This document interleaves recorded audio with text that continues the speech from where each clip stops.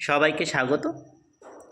আজকে আমার আরেকটি স্বরচিত কবিতা আমি আপনাদেরকে পাঠ করে শোনাব। কবিতাটির নাম দিয়েছি ছদ্মবেশ। প্রথমেই বলে রাখি, আমি গীতিকার সুরকার নই, তাই কোনো ভুল বা ত্রুটি হলে ক্ষমা করবেন। রাজার শহরে জল জমেছে, প্রজার গ্রামেও থই থই। আমার নেতা তোমার নেতা, ভরাডুবিতে হারিয়ে গেল কই। ভোট প্রচারে শত কোটি, তাই তো শ্রমিক পায় না রুটি।